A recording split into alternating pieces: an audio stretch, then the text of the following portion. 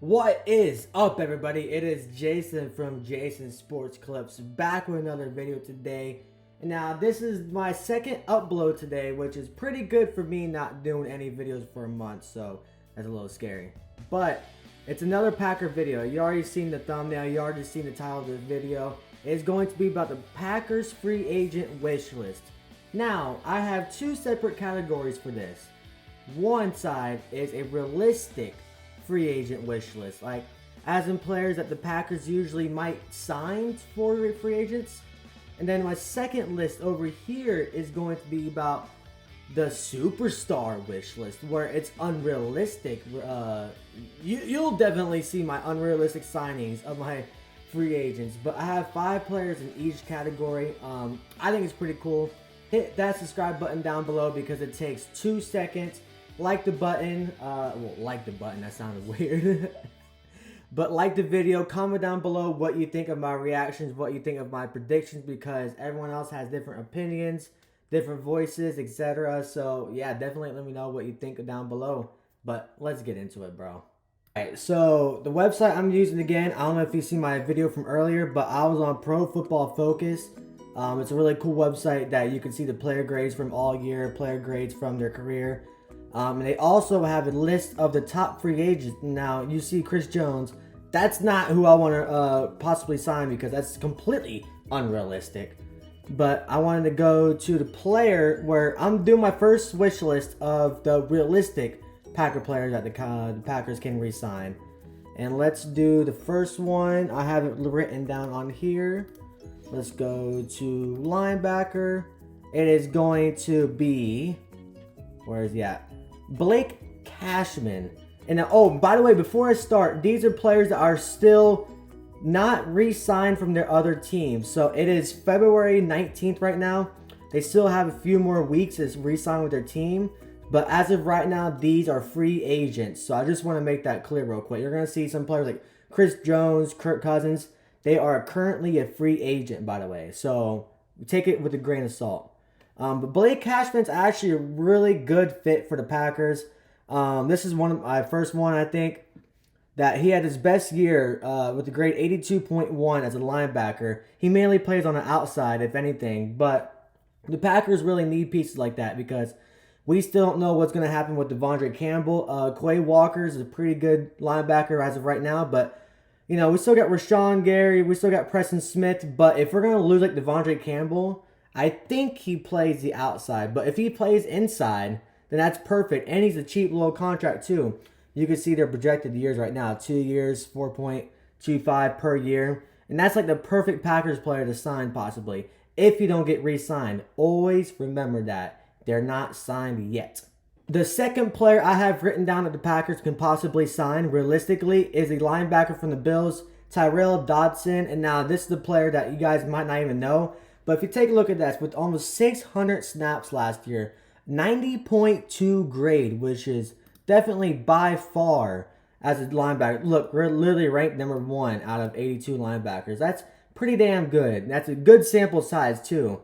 You know, I can't never find their age on here for some reason. I had an issue with the last video. But, you know, his projected is about a 1 year 3.25. And this is assuming that the Bills do not re-sign him, which I really do think they will. They're super cheap. He's really good. So, yeah. I mean, that would be cool if the Packers could sign him. Another good sneaky pickup for the Packers could be Julian Blackmon. And now, in my previous video with the Packers pending free agents, we had Darnell Savage, Jonathan Owens, you know, Rudy Ford. They are all pending free agents. And that is huge because if we don't even re-sign 2 of them, then we're going to need a big, glaring need in safety position. And I think Julian Blackmon is a perfect fit. He's not that bad, you know, 68.3, but it's probably his best in his career. He's on the younger side, you know, he's probably cheap, as you can see on this bottom. 2 years, $5.75 million per year, which is actually not that bad for a safety like him and his caliber.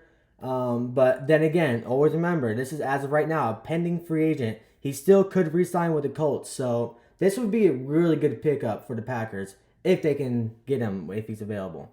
And my last realistic player that you can see on the screen is definitely a random guy. He's from Wisconsin, so sort of kind of relevant with the Packers.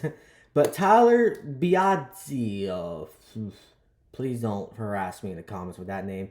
But the Packers do need a center. I think Josh Myers is not the answer. He's been struggling the last really couple of years. Even though ever since he's been drafted, he hasn't been that good of a center. And I think the Packers need to replace him with a guy like this. 3 years, $7 million average. And now that's a little bit that's a little bit high in price, but it's not like compared to the other centers in free agency. And I think this is a sneaky guy. He's a hometown boy. He might take a hometown discount. You never know. I think that's a good little pickup for the Packers if they can get him.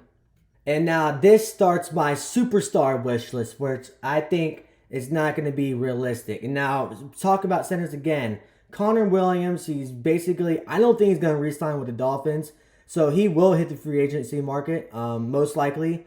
But as you can see, in 2023, probably his best year ever, 86.5 grade, second best in the NFL. And now, granted, he didn't play that much this year. I think he was injured a little bit. But that's still pretty damn good for a center, ranked second in the league with that number. But this would be crazy if the Packers could sign him. I mean, he's a center. I was just talking about Josh Myers not really doing good the last couple of years. Shit, I mean, if the Packers re-sign him, we're not re-sign him, but if the Packers sign him, that's a really good need right there. Now, here is a take that is probably very unlikely going to happen, and he is by far the top defender in the free agent class, Antoine Winfield Jr. Now, Nick, I am sorry, but he's most likely not going to re-sign with the Bucks. But this dude was an absolute baller, and like I said, the Packers need a safety. If the 2 out of 3 the players don't re-sign with the Packers. And he had by far the best year in his career, 90.4, second best out of all the safeties. And he played a lot this year. He was not injured a lot. He was a stud. I watched him many times on TV. If the Packers end up signing this dude, I'll be freaking thrilled, dude. Like, you have no clue. Now, this is a complete shot in the dark. I think the Bears will re-sign him. But as of right now, he's still a free agent. They haven't re-signed him yet, but I do think they will. But if the Packers can somehow manage Jalen Johnson, this dude is an absolute beast.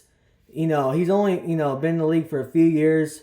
Last year was by far his best year, and he is going to get a fat contract wherever he goes. Look at that, $18.8 million a year average they're projecting. Like, this dude is a stud. But like I said, completely unrealistic because A, he's going to get signed with the Bears immediately. And B, there's no way the Packers will be playing that. But it's wishful thinking, right? Now, sticking with the team need, the Packers need a linebacker. And Patrick Queen's probably a really good fit for them. He's a younger guy. He's fast. I think he'd be a really good fit for the Packers. But I do think that the Ravens will re-sign him. Even though they're not in bad cap situation at all right now. But I think he's going to stick with the Ravens. I mean, he's been drafted there. He's been there for a few years. But if he could somehow hit the free agent market and sign with the Packers, that'd be crazy because that'd be pretty good. Bye-bye Devondre Campbell. That's all I got to say. And my last but not least player that the Packers should sign, superstar-wise, is Kevin Dotson. He's a guard. If we don't sign John Runyon, I think we're going to need a hole. Not a hole, but I think we're going to need needs in the draft and, drafting offensive linemen or in free agency. And I think this guy would be really good. As you can see again on this left, 2023 by far his best year, 84.4. Second best ranked guard in the NFL, and that's pretty good. But he was with the Rams last year. I don't know if they're going to re-sign him, even though they do have a lot of money, but you never know. And by the way, with all these players I was showing, of course, they're not going to be 5 out of 5 that they're going to be signed. If we could sign like maybe one of them or two of them, that would be an insane thing, especially even with my realistic wish list.